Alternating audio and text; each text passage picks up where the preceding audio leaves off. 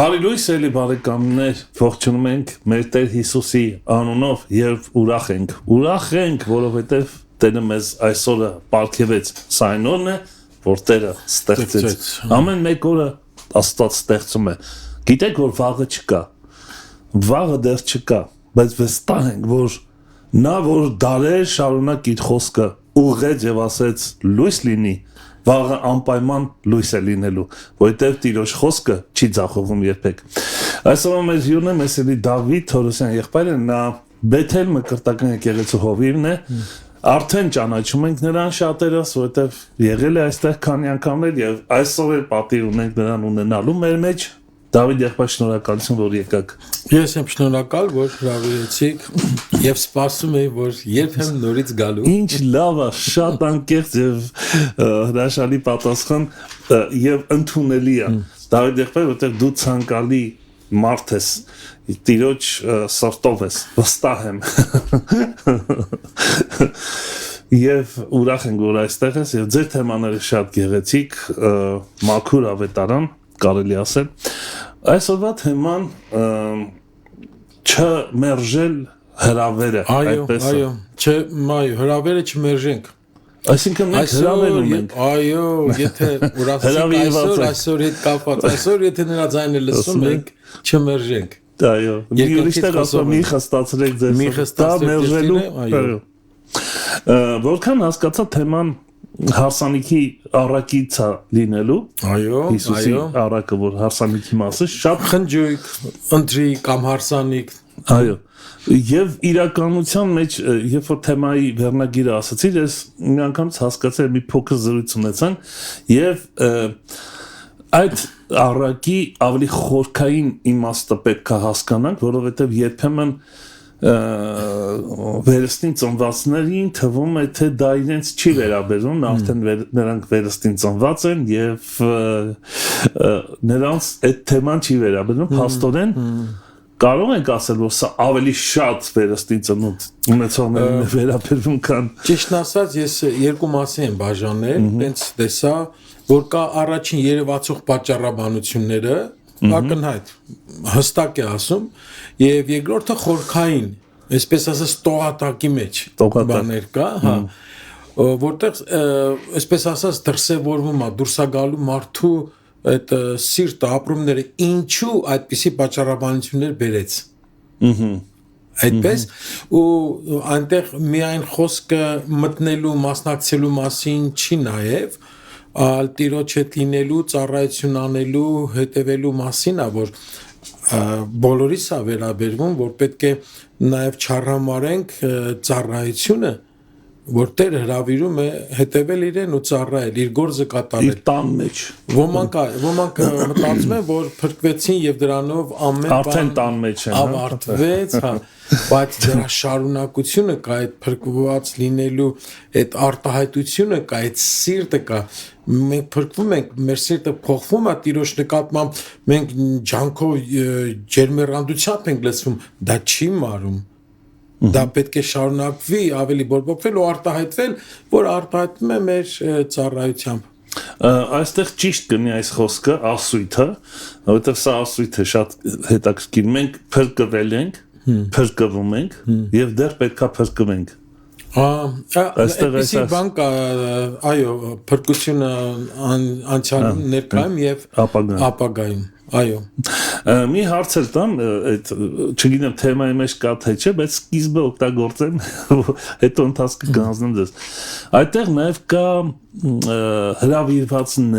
հրավիրվածները, որոնք հրավիրված չէին եւ Աստված կարծես թե ինչ որ բան փոխեց, միտքը փոխեց իր եւ ասեց գնացեք հավաքեք դրսերից, հա, հիվանդ կախ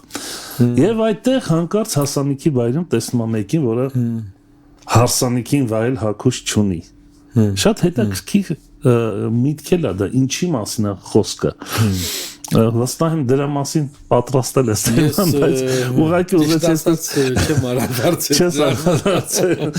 բայց հետաքրքիր է, չէ՞, որ մեկը չուներ հակուստ։ Շատ լավ, Դավիթ եղբայր, եւ սիրով քեզ լսում ենք։ Ես ուզում եմ ընթերցել մեր բնաբան որպես Սուրբ գրային հատված Ղուկասի ավետարանից։ Ղուկասի ավետարանից այս առակը, որ համանման առակ, այս առակի համանման առակն էլ գտնվում է Մատթեոս ավետարանում, իրար հետ ես զուգահեռ նայում եմ, բայց ընթերցելու համար կարող ենք կարդալ Ղուկասի ավետարանի 14-րդ գլխից։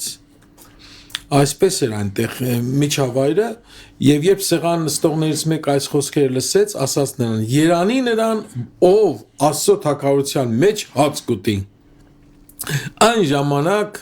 նա ասաց, այսինքն Հիսուսն ասաց, Հիսուսն է պատմում այս առակը։ Մի մարդ մեծ ընթրիք արեց եւ շատերին հրավիրեց։ Ընթրիքի ժամանակ իր ծառային ուղարկեց որ հրավիրվածներին ասի. Եկեք, որովհետև ամեն բան պատրաստ է։ Եվ բոլորը սկսեցին մեկ առ մեկ պատճառաբանություններ գտնել։ Առաջինն ասաց նրան. Ագարակ եմ գնել։ Պիտի գնամ այն տեսնելու, խնդրում եմ ինձ ներեք։ Մյուսն ասաց. 5 լուծ ես գնեցի եւ պիտի գնամ, որ նրանց փորձեմ, խնդրում եմ ինձ ներեք։ Եվ մյուսն ասաց. Կին եմ առել, դրա համար էլ չեմ կարող գալ։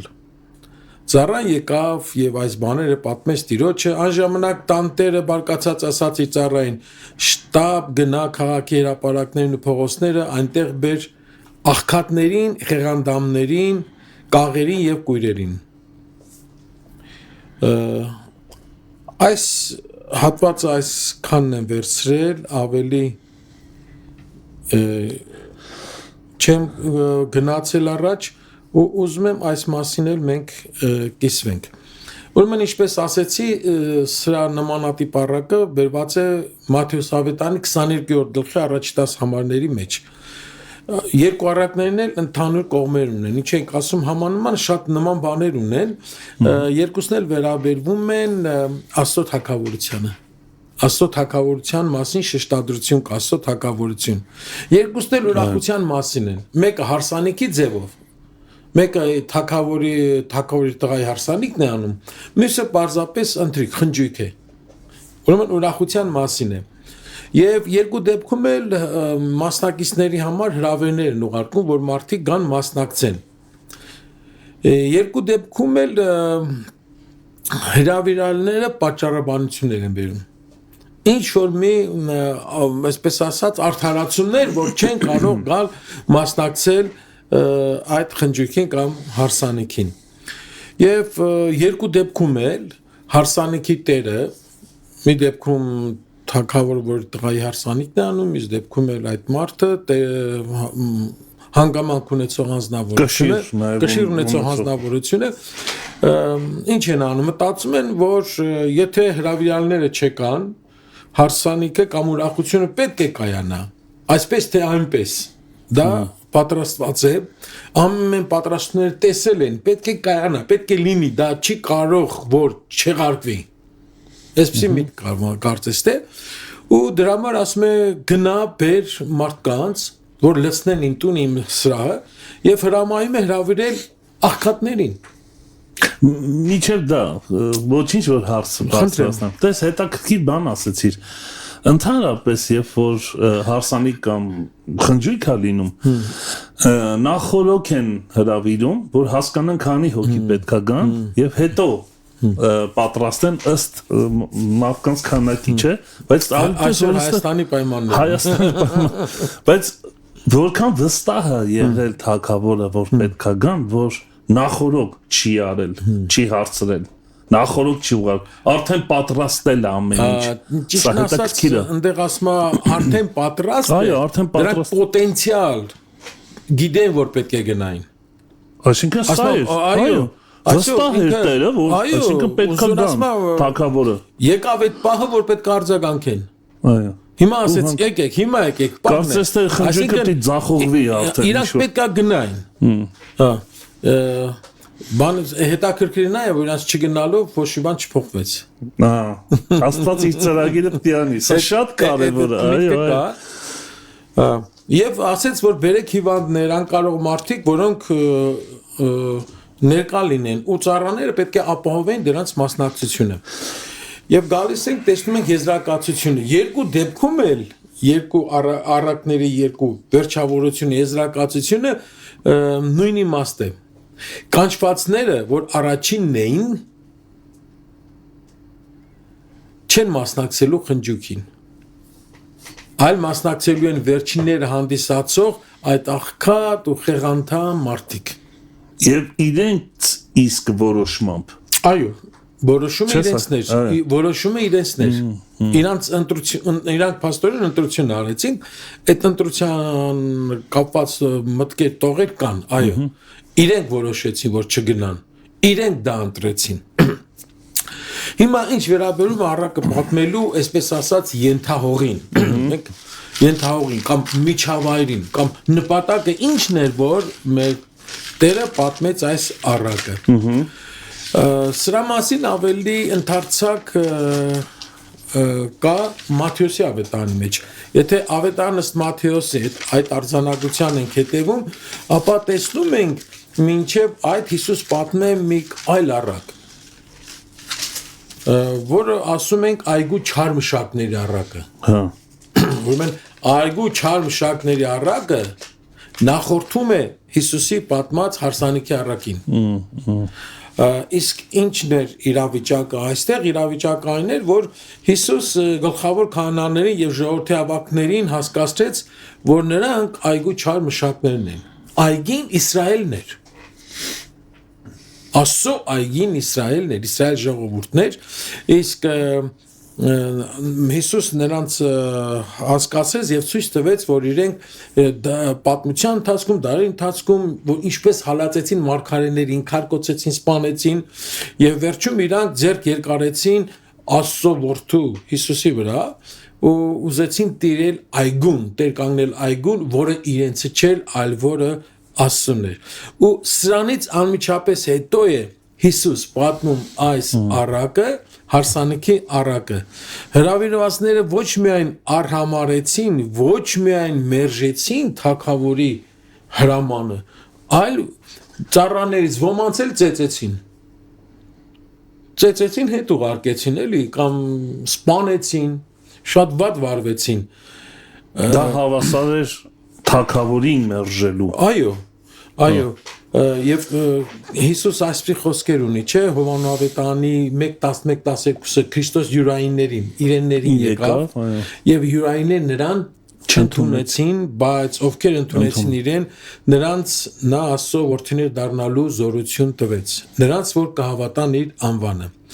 Իսրայելը մերժեց իր փրկչին, չհավատաց, որ Հիսուսն Աստծո օծյալն է, Հիսուսն է Աստծո կողմից խոստացված մարգարեն Հիսուսն է, այո, Աստծո կողմից խոստացված Մեսիան, իրենց փրկիչ ազատիչը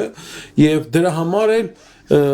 Հիսուս, որ եկել է իրաց հրավիրելու Աստծո թագավորության մեջ, մասնակից դարձնելու այդ խնջույքին, նրանք որ առաջինը նրանց եկավ յուրայիններին, առաջիններն էին, որ դարձան հետիններ։ Հիսուսը ասաց հետևյալ տողերը կա եւ կգան արևելքից ու արևմուտքից հյուսիսից ու հարավից եւ կնստեն Աստծո թագավորության մեջ Հիսուսը ուղղում է խոսքը այս հրյաներին նրանք միտեղ էլ ասում է թագավորության որդիները կմնան դրսում նրանք որ կանչված էին նրանք որ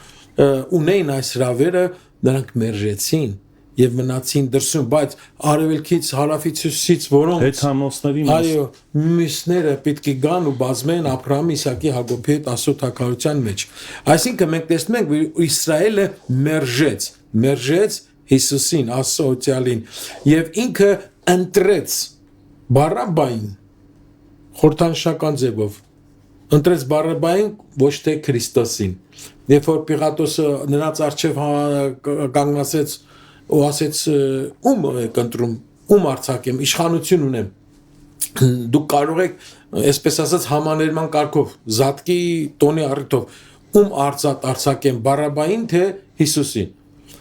Բարաբան հանցագործ էր գրված է ավետարանի մեջ որ շատ սպանություններ խռովություններ հեղինակ էր իսկ Հիսուս անմեղ Հիսուսի վրա ոչ մի հանցանք չկար ինքն է ասում այս մարդի վրա ես հանցանք չեմ գտնում արդարադատությունը հուշում էր ասում էր, պարտադրում էր իրավունք հարթարությունը Հիսուսին պիտի արձակեն, բայց ոչ նրանք ուզեցին Բարաբային, այսինքն նրանք ընտրեցին չարի բուտ գործիքը, նրանք չարին ընտրեցին եւ այսպիսով իրենք մերժեցին օծյալին Տեր Հիսուս Քրիստոսին եւ այդ փրկության հրավեր առաջնահերթությունը, որ իրենց էր տրված, իրեններին գնաց Հիսուս, նրանք մերժեցին ու այսպես ասում նրանք առաջիններն են, դարձան հետիններ, վերջիններ ու ինչու պատճառը ինչն էր, որ մերժեցին, մենք տեսնում ենք այս առակի մեջ ու տեսնում ենք նախ այդ երևացող պատճառները, որ առաջայացքից գրված է եւ ասում է այսպես պատճառաբանեցին, բայց իրականում իրանց սիրտը ինչն էր, որ այդպես պատճառաբանեցին, այս փորձում եք այս կապը տեսնել։ Դրա համար նենց առաջի գլխավոր sense մտքով կնայենք առերևույթ, այսպես ասած, հրավերը մերժելու առերևույթ տեսանելի պատճառները, այսինքն ոչ թե կդատենք իրենց պատճառաբանություններով, այլ ավելի խորքային իմաստով, ոչ դրանց համար մոտիվացիաները, այո, շարժառիթները, ուրեմն նախ կիսվենք այդ առաջին առերևույթ պատճառների մասին խոսենք։ Կներես մինչև շարունակես Դավիթ եղբայր,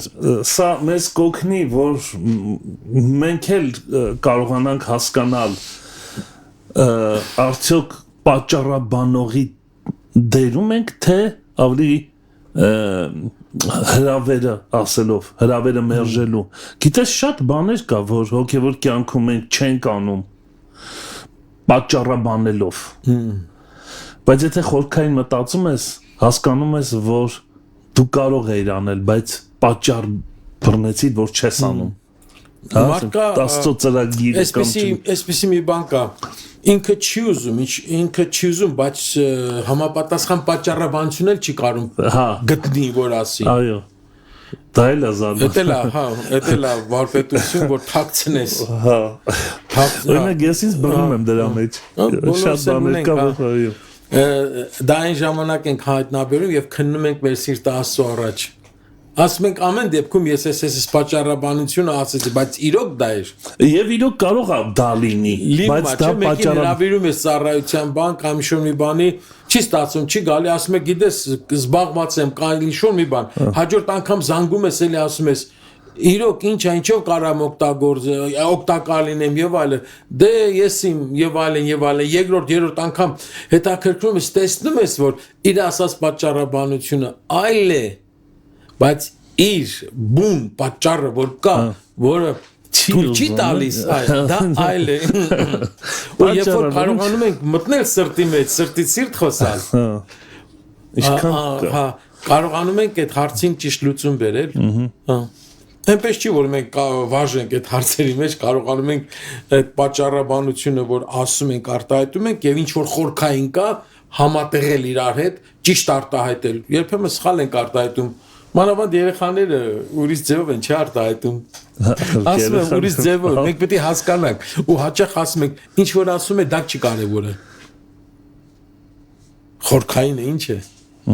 Այսպես։ Օրինակ կարելի է, չէ, ասենք ինչ որ բան որոշելու կամ ընտրելու ժամանակ հոգևոր իրականության մեջ մի հատ ավելի խորքը հասկանալ։ Ես դա ուզում եմ, թե չեմ ուզում։ Էդի հետ է։ Սա շատ կարևոր բան է։ Անկեղծ լինել,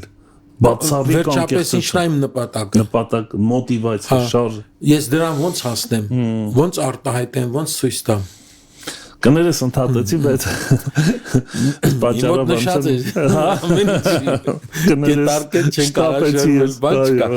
Ուրեմն ունեցվածքի առաջնահերթություն, առաջի երևացող պատճառը, առերևույթ պատճառը, ունեցվածքի առաջնահերթություն։ Իր ունեցվածքը ավելի կարևոր է այս մտքով, քանի որ գրված է ագարակ եմ գնել։ Ագարակ գնելը դա ունեցվածքի արդեն մի բանի հասել է։ Հիմիկվա ավտոմեքենա գնելու հավասար բան է, չէ՞։ Ավտոյում առեմ մի հատ փորձեմ նոր։ Ունեցվածքը խոչընդոտ հանդիսացավ Աստծո թագավորության խնջույքին մասնակցելու համար։ Աստծո թագավորության մեջ տիրոջ ուրախացնելու, եւ նրան ծառայելու համար մարդը նախընտրեց ունեցվածքը, նախընտրեց դիզել, կուտակել, ավելացնել, նորից իրեն համար մի բան ավելացնել, քանց թե իր ունեցածից գումարից նվեր պատրաստել ու գնալ խնջույքի մասնակցել, քան թե իր ձեռք բերածից, իր ունեցածից մի բանով ընծատ անել, ավել լավ ընծատ չտանի, կմնա, ընդհակառակը իր ունեցածը կավելացնի։ Այդպիսի մի միտք։ Շատերը կհիշեք այն երիտասարդին, այն պատանի հարուստին, որ Հիսուս նրան էլ լավ վերաբերվեց նրա հետ Հիսուս բոլոր հետ լավ վերաբերվել, ուղղակի այդ արտահայտություն կա, որ ավելի ցույց է տալի, թե ինչ կարեկցություն ուներ, ինչքան մտահոգություն ուներ, սիրեց այդ պատահունուն եւ ինչ է ասում, նա երբ որ մոտիկացավ Հիսուսին հետեւյալ հարցով, բարի վարդապետ, ինչ անեմ, որ հավիտենական կյանքը ժառանգեմ։ Եվ կար զրույցից հետո Հիսուսը նրան ասեց, գիտես ինչ կարող ես անել, լավագույն բաներից ճանապարհը, այդ ինչ որ դու ունես, այդ հարստությունը տար վաճառի, տուր աղքատներին եւ այդ հարստությունը, որ վաճառել ես, թողել ես, մի բան պիտի վերցնես, վերցրու քո խաչ ու իմ հետևից արի։ Հիմա հարուստը եկել է Հիսուսի մոտ։ Հիսուս գիտի այդ հարցի պատասխանը։ Հիսուս պետք է ասի այդ հարցի պատասխանը ու նրա սիրտը պետք է հանգստանա, պետք է ուրախանա, պետք է ցնծա, բայց հակառակն է լինում։ Հիսուս ասում է ճշմարտությունը, բայց իր սրտով չի։ Համեն, երկուսն էլ ուզում ես, չէ՞։ Համսա լինի, համենն է։ Հիսուս ասում է, բայց իրան չի ուրախացնում, եւ այդ մարդը ասում է տրտմած գնաց։ Այստեղ է որ Հիսուսն ասում է,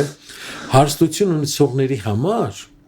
ինչքան դժվար է Աստծո թագավորություն մտնելը։ Այս դեպքում իր հարստությունը խոչընդոտ եղավ, արգելք եղավ, որպեսզի մտնի Աստծո թագավորության մեջ։ Բայց մի այլ հարուստ, որի անունը Զաքեոս է։ Զաքեոս, մաքսապետ, խաբելով, քցելով, խորամանկ ճանապարհներով, օրենքները խախտելով, չէ՞։ Այո, զարթուղի ճանապարհներով, այսպես ասած, հարստացել էր, փող ուներ, բայց երբ որ Հիսուսի հետ հանդիպեց, ինքը խոստացավ բաժանել իր հարստությունը ունեցվածքը։ Հիսուս չասեց գնա ծախի բաժանի։ Իրան ոչ մի բան չասեց։ Ինքը այդ առաջարկը իրանից եկավ, ում որ զրկել եմ, ում որ էս քարապատիկը օրենքով ինչ որ հասնում է, ինքը պատրաստ էր վճարելու ու արդեն ուրախ էր նախքան բաժանելը։ Այո, սիրով էր։ Նրա մոտ էլ են մարդու հարստությունը նրա մոտն էր, բայց երբ որ բաժանման, հեռանման, խաչ վերցնելու մասն էր, ինքը տխրեց։ Նա հասկացավ ամենաթանկը որն է, այս պահին, սկսած։ Նա ամենաթանկը գտավ։ Երկուսն էլ հարստություն, կարողություն նալու մեջ ունեին, մեկին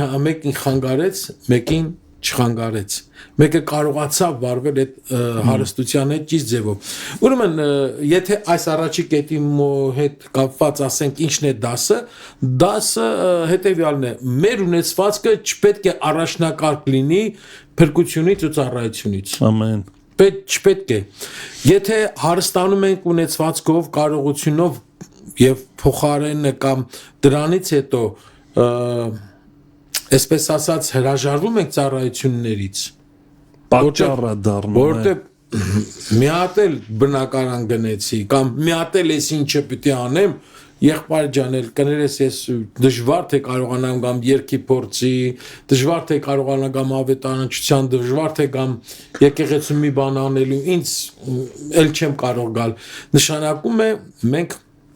հրավերը ոչ թե ընդունում ենք, այլ մերժում ենք։ Այս հարցում ապաշխարելու տեղ ունենք։ Հարստացի, իսկ հոգևոր առումով, հոգևոր ծառայության, գործի չպիտի գերիշխի, այսինքն առաջնահերթությունը, այո, առաջնահերթությունը, այո։ Սա այդ առաջի առերևույթ պատճառաբանությունն էր, որ ունեցվածքի առաջնահերթություն, ունեցվածքը դրեց առաջ։ հետո մնացած Աստծուն վերաբերվող բաները։ Երկրորդը աշխատանքի կամ գործերի առաջնահերթություն, աշխատանքի գործերի։ Հին ժամանակ ասում է 5 լուծ ես գնեցի, սա ավելի գործին, բիզնեսին վերաբերվող հարցեր է։ Ընդհանրապես աշխատել կարելի է թե չէ։ Աշխատանքը օրհնություն է թե անեծք է։ Օրհնություն։ Աշխատանքը միանշանակ անեծք չէ, օրհնություն է։ Պետք է աշխատել ապրելու համար։ Կյանքի նվազագույն կամ լավ պայմաններ ստեղծելու համար անհրաժեշտ է եւ պետք է աշխատենք։ Ոչ միայն պետք է աշխատենք, որ հայթայթենք, ապրենք, այլ պետք է աշխատենք, որ Աստծո գործի մեջ է նպաստ բերենք, չէ՞։ Նվիրաբերություններ անենք Աստծո թագավորության համար։ Ուրեմն ավետարանը մեզ հստակ կոչ է անում աշխատել եւ դատապարտում է ծույլ լինելը, դատապարտում է ուրիշի հաշվին ապրելը։ Մեկ այսպես են չէ ասում ես, դուք ինչ եք անում, ինչ եք ստեղծում, մենակ խոսում եք, խոսալով փող եք աշխատում։ Կա չէ դες բան։ Ուրեմն ոչ, մենք աշխատում ենք, շարունակում ենք աշխատել ու Պողոսը ինչ էր անում, մենակ խոսում էր։ Աշխատում է, վրանագործ էր։ Պողոսը ասում է այս ձեռքերս ոչ միայն իմ կարիքները հոգացին, այլ իմ հետ լինողներինը եւ նաեւ մենք կարողացանք տալ Տիրոջ համար էլ ու Հիսուսից Տիրոջից լսեցինք լավ է տալը քան թե առնելը։ Եվ Պողոսը Թեսաղոնիկեցիների նամակի մեջ, երկրորդ Թեսաղոնիկեցիս 3:10-ի մեջ, սա հույներին էլ է վերաբերվում, քանի որ Թեսաղոնիկեն, Սաղոնիկեն, հա, այնտեղ հույները մի քիչ սիրում են չաշխատել, հիմա էլ ասում է, նրանցից ասում, ով չաշխատի, թող չուտի։ Այս խոսքից կարծում եմ, որ կոմունիստները վերցրեցին, ասին ով աշխատի լակուտի, այս սոցիալիզմի լոզունգը մեջտեղ վերեցին, հրատարակեցին եւ տասնյակներով մեզ սովորեցրեցին, բայց որը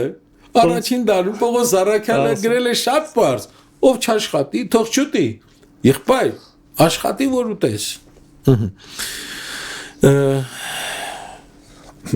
Սակայն մեր օրերում, սիրելիներ, Պողոս Առաքյալից աշխատասեր հավատացյալներ կան։ Շակերտների մեջ եմ ասում, աշխատասեր, շատ են աշխատում։ Իրենց համար մենք ավելի ճիշտ կարող ենք ասել, որ նրանք աշխատանքի մոլի են։ Աշխատանքի մոլի են, շատ են աշխատում։ Այնքան են աշխատում, որ մոռանում են ծառայությունը։ Այնքան են աշխատում, որ մոռանում են պաշտամունքը։ Երբեմն աշխատանք անգամ կուրք կարա դառնա մարդուսը։ Աշխատում են ու ժամանակ չեն գտնում Տիրոջ դաշտի մեջ ծառայել։ Իսկ ինչ է նշանակում։ Որ մեր առաջնահերթությունը գնում է աշխատանքի վրա, բիզնեսի վրա եւ այլն։ Գիշեր ու ցերեկ բիզնեսի վրա են մտածում, ոչ թե Աստծո խոսքի վրա։ Սա Սաղմոս 1 Գիշեր Աստծո, հա, այդ բա եթե գիշեր ցերեկ աշխատում եք, բա Աստծո խոսքի վրա երբեք մտածում։ Կանանք աշխատենք, բայց Աստծո խոսքի վրա մտածենք։ Աշխատենք, բայց մտածենք։ Եվ դա ինչ-որ բան կփոխի մեր կյանքում, այո։ Ուրեմն մենք հավատում ենք, որ աշխատանքը բարիք է, Աստծոց է, բայց նա չի կարող առաջնահերթություն լինել այնքան, որ Աստծուն պաշտելն ու ծառայելը հայտնվեն երկրորդ կամ երրորդ պլանում։ Դա մեղք է։ Սա է հարցը։ Խախտվում է առաջի օրենքը, պատվիրանը։ Ուրեմն առաջնահերթությունը գնում է փաստորեն աշխատանքին, քան թե Աստծո թագավորությանը վերաբերվող բաներին։ Աստծո թագավորությանը վերաբերվող բաներին։ Սա հստակ է, առակից է, եւ եթե կուզեք անցնենք երրորդին էլ։ Երրորդը էլի լավն է, ընտանիքի առաջնահերթություն։ Ընտանիքս, կին եմ առել, այո, մեկ բառով կին եմ առել։ Ուրեմն մենք գիտենք, որ ընտանիքը Տիրոջից է։ Ընտանիքի ճարտարապետը հիմնադիրը Աստված է եւ Աստծո մեկության կամ մեկ լինելու խորհրդի անտեսանելի արտացոլանքը ընտանիքն է։ Էլի լավ բան է։ Ինչպես Աստված իր մասին հայտնում է, որ ինքը մեկ է, այնպես էլ Աստվածաշնչի առաջին էջերից ինքը ցույց է տալիս, որ այ ռոկին մեկ մարմինն են, այ մեկության խորհուրդ Աստծո մասին մեկ լինելու մասին մենք սկսում ենք հասկանալ նաև ընտանիքից։ Աստված հանդես է գալիս որպես ընտանիք, ասում է Աստծո ընտանիք իմ ընտանիքի մեջ եւ մեզ դարձնում է իր ընտանիքի անդամներ։ Ավելին, եկեղեցին հարսն է, Քրիստոսը փեսան է եւ պատմությունը ավարտին է հասնելու փեսայի եւ հարսի ամուսնությամբ, հարսանիքով։ Այս ամբողջը ինչ որ կա տանում է մեզ պատրաստում է այն հարսանիքին։ Ամեն։ Չէ՞։ Թագավորը որթու հարսանիք արեց, հիմա մենք էլ պատրաստվելու ենք այն հարսանիքին։ Եվ հիմա եկեղեցին գտնվում է նշանված վիճակի մեջ։ Նշանված է ես ձեզ մի որպես կույս անարատ կույս նշանեցի, չէ՞։ Պողոս առաքյալը իր թղթերի մեջ ունի այսպիսի արտահայտություն։ Ուրեմն մեր ապագայի կիզակետը ո՞րն է, այս հարսանիքն է։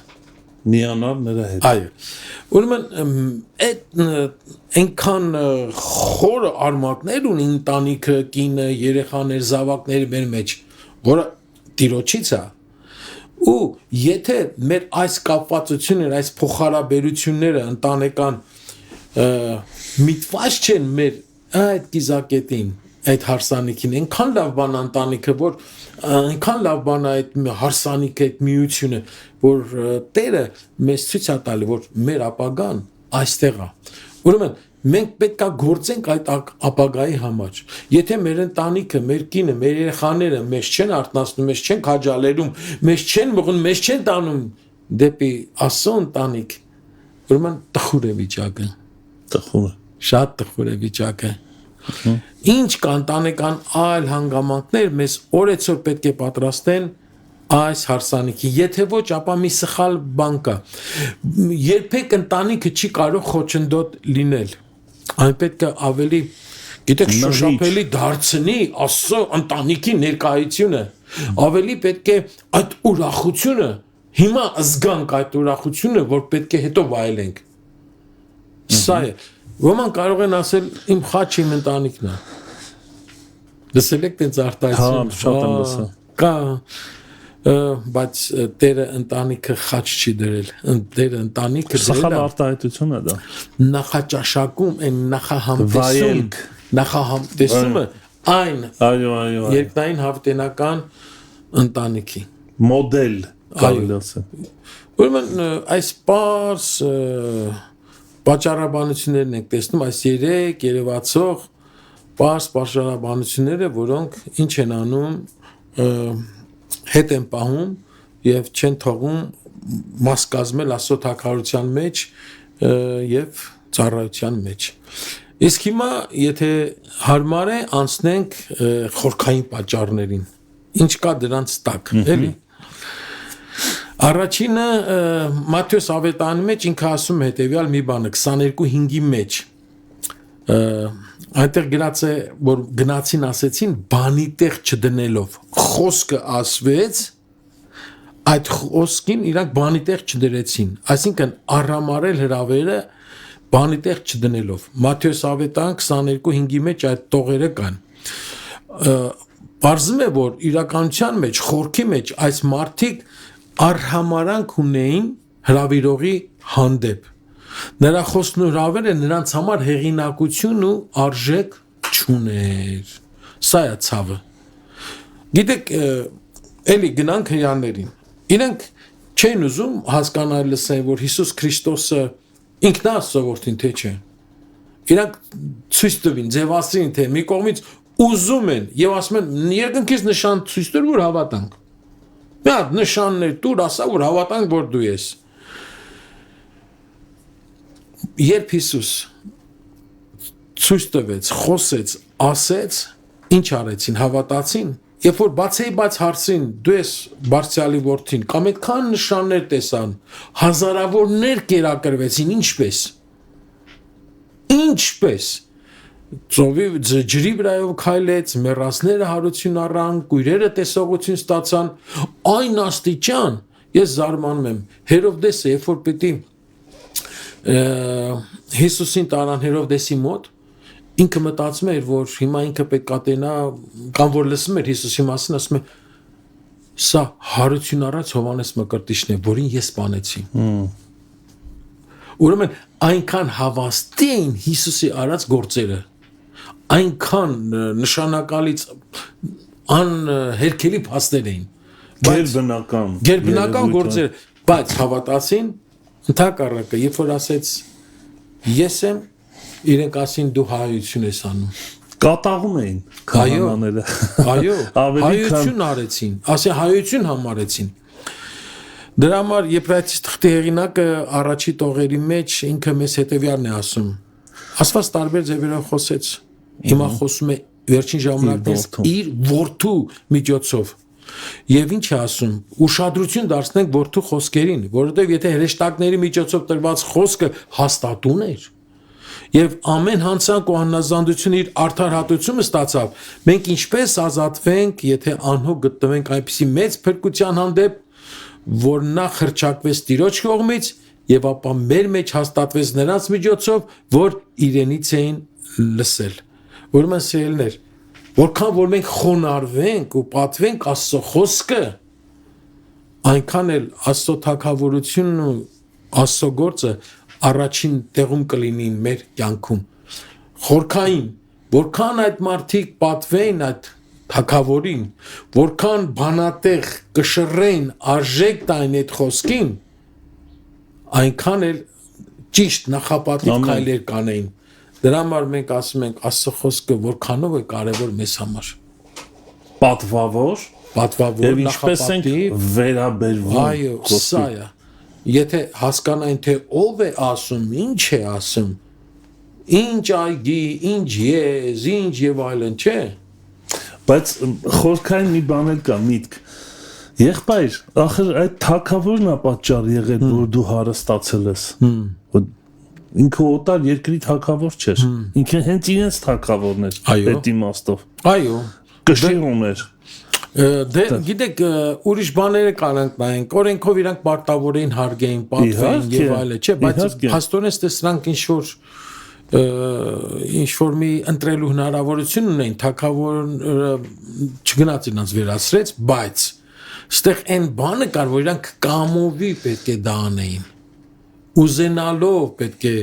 արդեն ոնց որ ասած ջրի երես դուրս եկավ իրենց վերաբերմունքը, դիրքորոշումը։ Ես մի բան եմ նկատում ստեղ, մի հատ հետաքրքիր բան, երբեմն այնքան նա հասարականում, անգամ հիմա եթե բերեմ մեր օրերի մեջ հասարակ կա դառնում հոգևոր կյանքը, այնքան մատերի արանքով ենք նայում, այս այլ լուրջ խնդիր է, ինչ կասես, ասենց ինչ որ գիտեք ինձ համար միևնույն է կամ դա այդպես էլ պետքա լիներ, հա, այդպես ինչ որ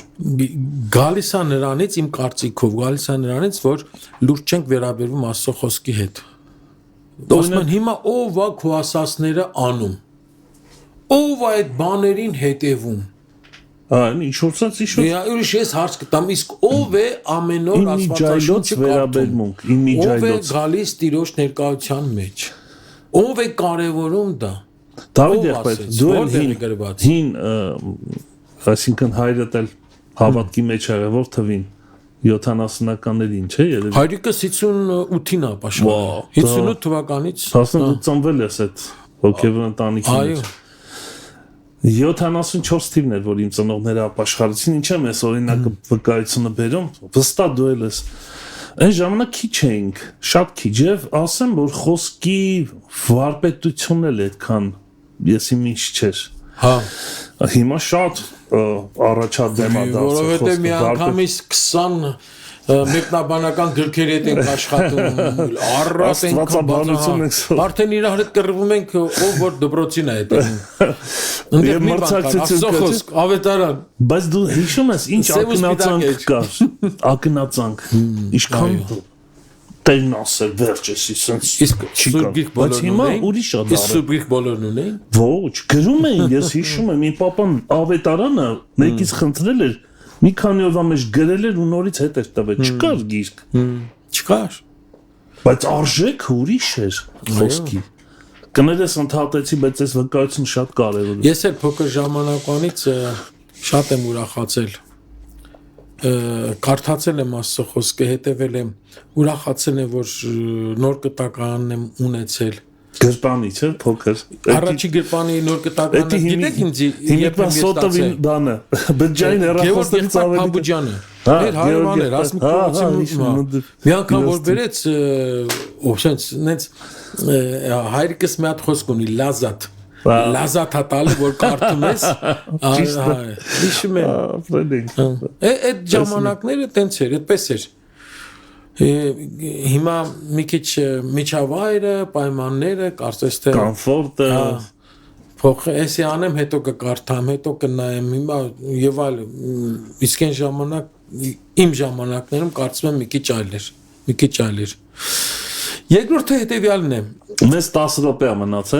դի հասցնես։ Հա, հասցնեմ։ Ես եւ ինձ վերաբերող բաները ավելի նախապատիվ եմ նկատում, քան Աստծո թագավորությունն ու Աստծուն վերաբերող բաները։ Ուրեմն, այս պատճառաբանությունների մեջ կարմիր թելի պես անցնում են հետեւյալը։ Իմ ունեցվածքը, իմ հարստանալը, իմ գործերը, իմ աշխատանքը, իմ կինը, իմ ընտանիքը ոնց պատտվում են առաջնայրությունը գալիս է ինձ այսօր մարդիկ կան որ Աստծուն հավատում են որպեսզի լավ ընտանիք ունենան հավատում են որ լավ գործ ունենան հավատում են որ հարստանան եւ այլն լավ եզ ունենան չէ հա Տերը բարի է մեզ սիրում է շատ լավ է մեզ օրհնում է ամեն ինչ անում է բայց Տերը չի հանդուրժում եսը Wow. Մեր եսը։ Ստեղ ոնց որ մենք Տիրոջը շահագործենք։ Տիրոջ հետ կապնվում ենք էլի մեր համար, մեր օգտի համար, մեր, բայց Տերը դա չի ուզում, Տերը չի ուզում սնի մեր եսը, չի ուզում որ մեր եսը փառավորվի։ Դրա համար որոշ բաներ անում որ մենք ծերպազատվենք այդ եսից։ Ու ոչ թե ամեն ինչ մեր Եսի մեր անձի շուրջը պետք է պատտվի, ամենասխալ բանը դա է։ Այլ ամեն ինչ պետք է Քրիստոսի շուրջ պատտվի։ Սա է ճիշտ ընթացքը։ Ամեն։ Մենք պետք է Քրիստոսի նկատմամբ ուղեցրի մեջ մտնենք։ Այո, Ոչ թե մենք Քրիստոսի դարձնենք մեր ուղեցիրներից մեկը, այսպես ասած, որ ինքը մեր շուրջը պատտվի։ Սա դի խոստովանող հոգի ունենանք։ Տեսնել համար խորքի մեջ է դա իմ ես բայես դրա մեջ ինչ կա մեզ ինչ կա եւ այլ իսկ Տիրոջ համար ինչ կա այսա երրորդը հրաժարվել Տիրոջ ուրախացնելուց այդ մարդիկ չուզեցին գնայր ուրախանալնա քո գալով հա իրենք ծախ շատ բան տիաչան էին չի հարսանքի պատասխանատուները իրանք չէին Իրանք պարզապես պիտի գնային, առաջինը եւ իրանք պետք է ուրախանան եւ պիտի ուրախացնեին։ Իրանք էլ չգնացին, ուրիշները գնացին ուրախացան։ Իրանք չուրախացան։ Մարդ այնքան չարակամություն ունի իր մեջ, որ չի ուզում որ ուրախանա եւ ուրախացնի։ Չի ուզում ուրախացնի, կարա ինքն էլ չուրախանա, որ նրան էլ չուրախացնի։ Այս մտքերը կան Սավելի խորը բան է, այսինքն ատելության կարելի ասել նաև այդ իմաստով։ Եթե մեկը չի ուզում ուրախացնել, նշանակում է չի սիրում։ Հա։ Բայց իրանց ուրախությունը որտեղ է։ Դե հա։ Ինչի մեջ են ուրախանում։ Ես էր առը։ Ամեն տեղ տարբեր ձևեր, բայց ոչ Տիրոջ հետ։ Հարց հետեւյալն է, մեր ուրախությունը։ Այո, մեր ուրախությունը ինչի մեջ է։ Վաու։ Որտեղ ես դու ուրախանում։ Դա էլ է ցուցիչ, հա, այսինքն մի հատ sense բան կա։ Տերը արժանի չի վայելելու մեր անարժաններից ծառայությունը։ Տերն էլ է ուրախություն վայելում ստանում, չէ՞։ Երկկողմանի պետք է։ Այո, երբ որ մենք իրեն ծառայում ենք։ Ուրեմն ոնց որ ասած Տիրոջը զրկում ենք այդ ուրախությունից։ Այսքան բան մենք հասկանում ենք, թե չէ։ Խորքի մեջ հասկանում ենք ինչ անշնակում մերժել, չծառայել, հրաժարվել, զբաղված համարել, դրա համար այս երրորդ միտքը թող մեզ էլի օգնի, որ մենք մտածենք ինչ մեր ծառայությամբ մենք Տիրոջ ուրախացնում ենք։ Ուրեմն եթե այս բոլորը ամփոփենք, իմի բերենք, գալիս ենք հետևյալը, որ մենք մեր սիրտը պիտի պատրաստենք Տիրոջը ծառայելու համար։ Այդ պատճառաբանությունները մի կողմ պետք է թողենք։ Ու ինչպես պատվիրան նշեցիր, Հիսուս ինչի ասում, սա է առաջի պատվիրանը, չէ։ Սիրիր քո Տեր Աստծուն ամբողջ սրտով, ամբողջ մտքով, ամբողջ հոգով, ամբողջ զորությամբ, կարողությամբ, էությամբ։ Ինք ասում է սա առաջի պատվիրանն է։ Ուրեմն սա առաջնահերթությունների առաջնահերթությունն է։ Աշխատանքից առաջ առաջնահերթություն կա։ Ընտանիք առաջնահերթություն կա, գլխավոր կարևոր բաներ կա։ Եվ նրանք են, որ պիտի ծառայեն նրան, ոչ թե այս պատճառաբանությունները պիտի ծառայեն հրաժարվելու եւ երկրորդ պլան մղելու Աստծո թագավորությունը, Աստծո գործը եւ նրա հետ կապված բաները։ Ամեն։ Դու մի տող հիշեցիր, մենք դեռ մի քանի րոպե ունենք արքայության մասին Հիսուս ասեց առաջինը փնտրեք երկնքի արքայությունը եւ մնացած բաները կտրվի։ Այսինքն 6-րդ գլխի մեջ եթե մենք վստահ ընտրում ենք նրան եւ կարեւորագույնը մեզ համար դառնա թագավորությունը, մի հատ հետաքրքիր բան է փոխվում մեր կյանքի մեջ։ Ամեն բան իր տեղն է գնում։ Երբ որ նա չի մեր առաջնահերթությունը, ինչի էլ որ հասնես կյանքիդ մեջ քաոս է լինելու։ Ոչ մի բան իր տեղը չի։ Պատկերացնում ես ինչ, այսինքն Տերը ինքնան թվում է թե առաջին հայացքից Տերը այդքան կարծես թե բան է, ոնց ասեմ, մի քիչ կոպիտ բառ ասեմ, բայց Տերների ինձ, բայց տպավորություն ստեղծելու համար։ Տերը այնքան եսակենտրոնն է, որ ուզում ամեն ինչ իրանով լինի, հա, sense ինչ որ մի հատ էգոիզմի ինչ որ գաղափար աստել շատ անհավատների սրտում ծնվում։ Ինքը ինչի պիտի միշտ այն ինչի ասում։ Մենք սիրո մեջ կատարյալ չենք, մեր մեջ էգոիզմը արտահայտվում։ Այո։ Բայց Աստված սեր է։ Սեր է եւ դուք կարող պատկերացնեք, Աստվածուն նայեք։ Երկիրն է պատտվում արևի շուրջ, թե արևը երկրի շուրջ։ Երկիրը արևի շուրջ։ Երկրի շուրջ ինչ է պատտվում։ Լուսին ասենք, չէ։ Հա։ Լուսինը պատտվում է եւ այդպես, ինքը այդպես, աստղերը այսպես, այդ դասավորության մեջ մենք ունենք տեզերք։ Եվ ամեն ինչ ներդաշնակ է։ Մենք ունենք ներդաշնակություն։ Ոչ մեկ իր բանից դուրս չի գալիս, այսինքն պատկերացնում ես։ Այսինքն ինչա կատարվում։ Երբ որ դու սկսում ես պատտվել Տիրոջ շուրջը, քո կյանքում ամեն ինչ ներդաշնակվում է։ Ամեն ինչ իր տեղն է լինում։ Վերցնենք միկրոաշխարհը, վերցնենք մակրոաշխարհը, ինչ տեսնենք այդ ներդաշնակությունը կա, այդ հավասարակշռված ուժը, ձգողականությունը եւ այլն։ Անիմաստ չես թափառում, հա, ցած ասած։ Կկորենք մենք մեկին կգտնենք ու կվերջ, այսինքն ինչա Տիրոջ նպատակը ինքնանպատակ չի ստեղ, որ ասում է առաջինը փնտրեք երկնքի արքայությունը կամ սիրիր քո Տեր Աստծուն ամենաշատը։ Հիսուս ասաց, եթե դուք ինձանից շատ սիրեք ձեր չէ, այնտեղ ընտանիքի անդամների անունը տալիս, ինձ արժանի չեք։ Բայց հարցը սա է։ Ես ուզում եմ, որ դու փնտրես երկնքի արքայությունը, որ էլի քո համար լավ լինի։ Այո։ Ամեն բանը տրվելու է, այնպես չի, որ դու կաղքատանաս, հաց չես ունենալու, ուտելու, այսպես էլ եմ կարծում, որ կմեռնես։ Մենք ընտանիքի մեջ, ընտանիքի անդամների մեջ, սիրո կյանքի մեջ, իրար հոգալուի մեջ այդ կտրվածքում էր, երբ Տերն է նախապատիվը, լավագույնս ենք սիրում իրար։ Միանշանակ, մաքուր սերն է դա։ Այո, երբ Տերն է իմ կենտրոնում, ես ավելի լավ եմ աշխատում։ Այո։ Ավելի լավ եմ սիրում, ավելի լավ եմ աշխատում։ Տերը նախապատիվ ու դրանից հետո չես կարող ասել, որ Տերը նախաբան ունի, էլի, էգոիզմ ունի, դեպի իրան ատանում, չէ, Տերը քաղցր է։ Ամեն։ Եվ մենք վայելում ենք այդ քաղցրը։ Ու խոսքի մեջ էլ որ ասում է Աստծո խոսքը, որ քաղցրը մեղրի համ ունի, այնպիսի մի բան է, որ փորձում ես, էլի ես ուզում։ Դա դու Հասկանում ես։